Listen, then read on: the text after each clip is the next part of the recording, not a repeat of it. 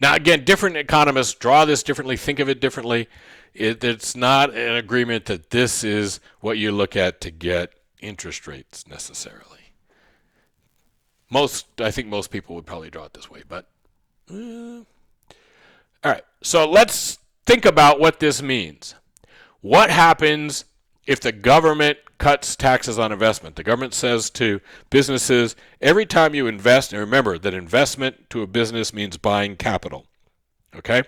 Businesses, investment is not buying a share of stock. You think that when you go buy a share of stock, you're investing. You are not. You are saving.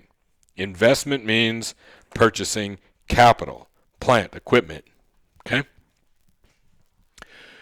You say, okay, government says, we're going to change the tax law, and we're going to give you a tax break on every dollar that you put into investment. Well, that makes investment less expensive. That means I should do more of it. I'm going to go to the bank and ask for money that I might not have asked for before because now my investment is cheaper. So the demand for loanable funds is going to increase. This is what they tried to do a couple years ago with the tax change.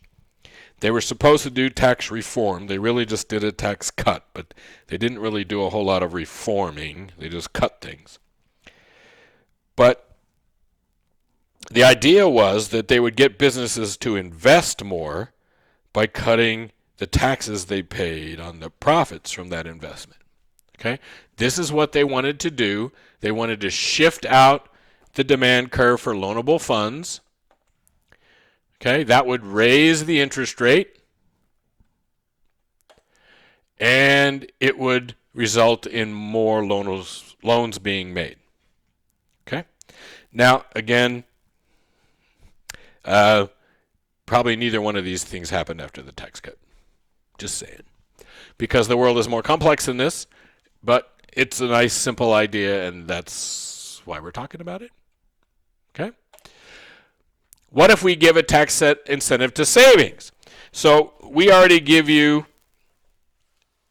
can put money into an IRA, an individual retirement account, a certain amount of money every year up to a limit, and that money is then tax-free.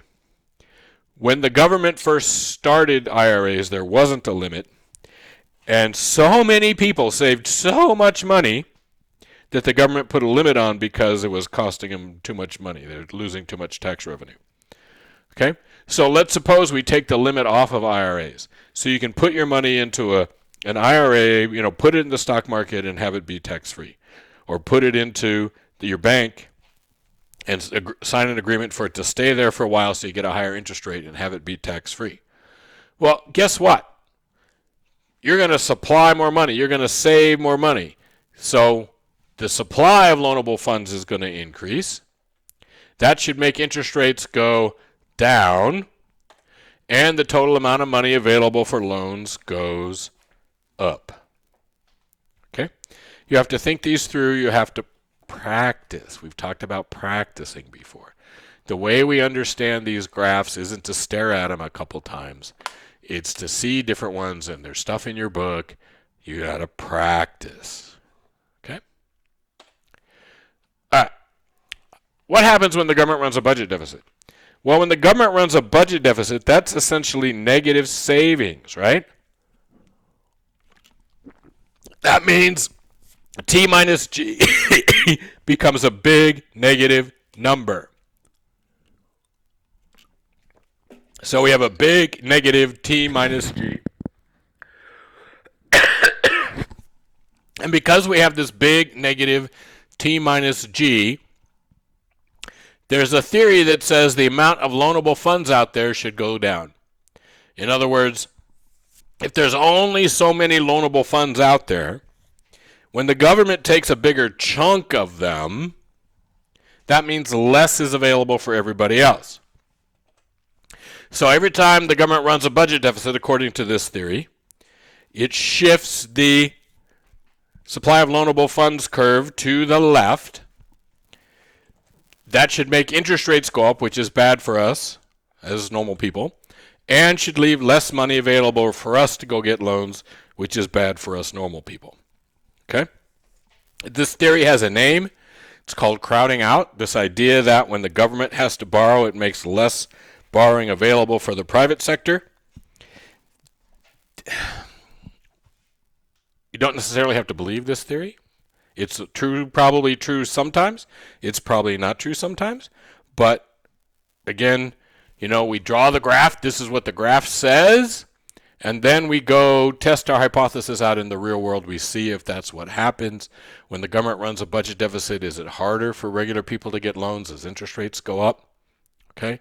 Right in 2020, during the bad corona time, the government was running the biggest budget deficits ever, and interest rates are going down because the world is more complex.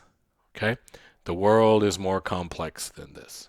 These are simple ideas to get you to think a certain way about how maybe the economy works. Okay?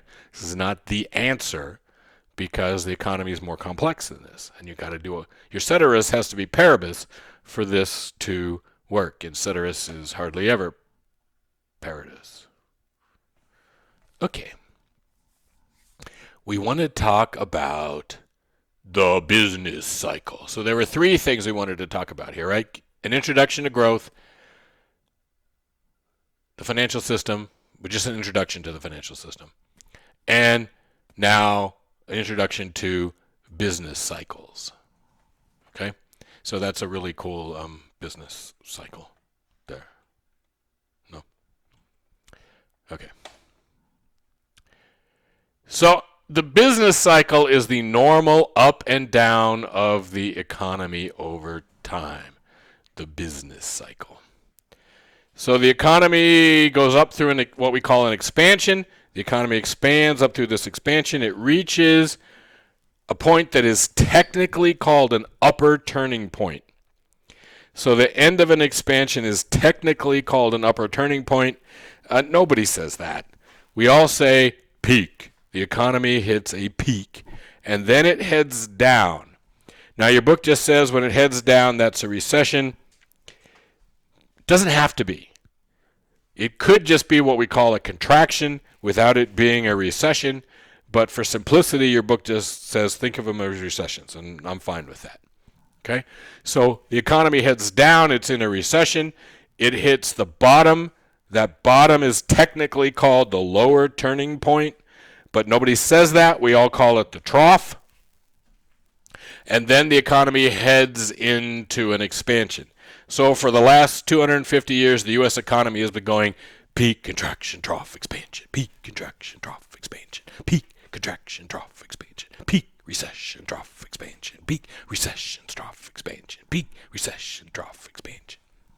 Okay, exciting? It's like the little engine that could, right? It's like, I think I can, I think I can, I think I can. Peak, recession, trough, expansion. It just keeps doing its thing. Fortunately for us, even though we have this little up and down that's going on, our trend is upward. So as you remember from the other graphs, we've grown and become much bigger as an economy and much richer as a people. And that's in spite of this business cycle going on underneath that. Okay? Now, some people refer to the beginning part of an expansion as the recovery. So the time from when we hit the trough to the time we get back to where we were before the recession started, some people call that the recovery. And so they would say peak, recession, trough, recovery, expansion. And you're welcome to do that when someone says we're in the recovery. That's what they mean, is that we're past the trough and we're on the way up, but we haven't gotten back to where we were before the recession started. So if we look at, for example, the prior two recessions prior to 2020, so you had the 2007, 2008, 2009 recession, and you had the 2001 recession, and we'll look at those here more carefully in a second. But during those recessions, the recovery took a long time. If you go back into the 70s or the 80s, the recoveries were much quicker. So there's some value in keeping this idea of the recovery around so that when you look at how quickly the economy comes out of the recession, you can say, hey, it's slow, it's fast. It's just right. Okay? Okay, don't believe me. So, let's look at some recessions. So this recession happens 1973, 74.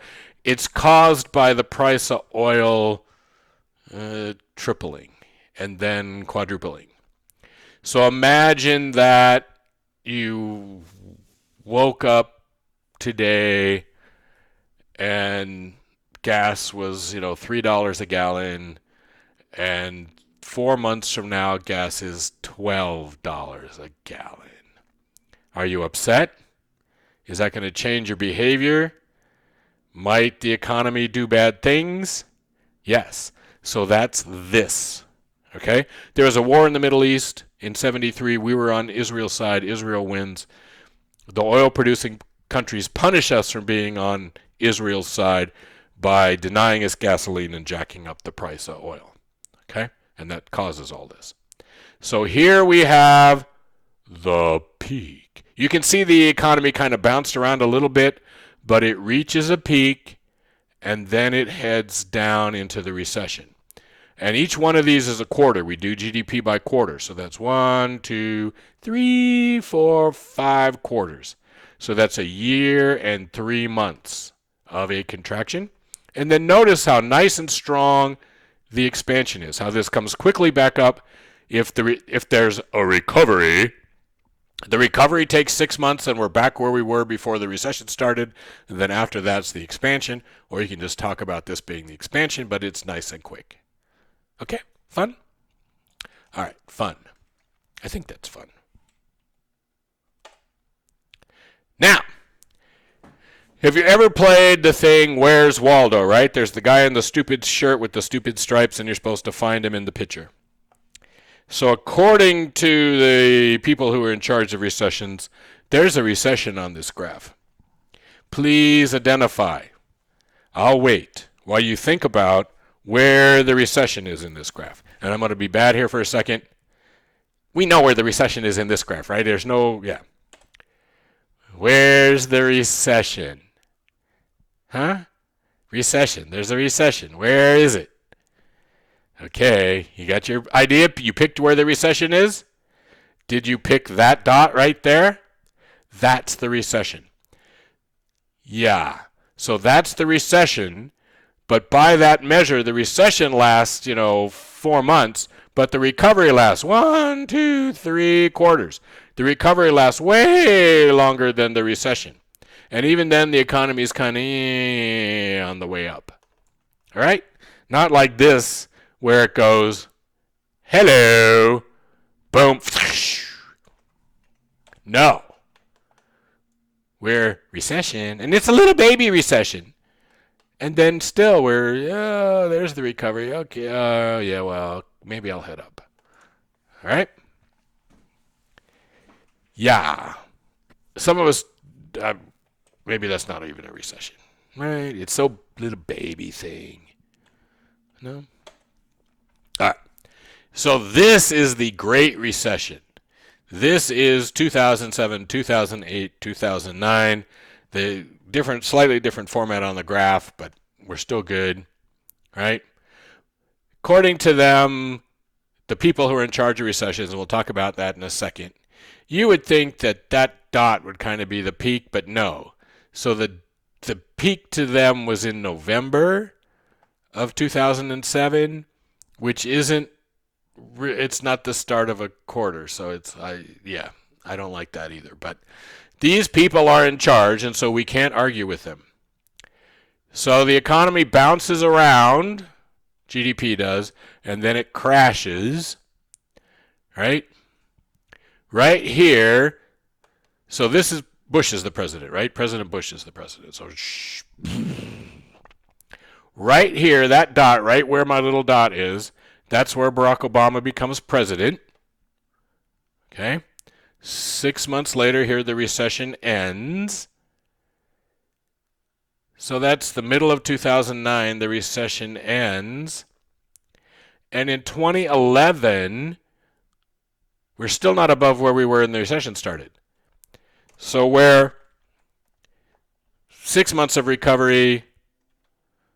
All of a sudden we get, 9 months of recovery on a 3-month recession.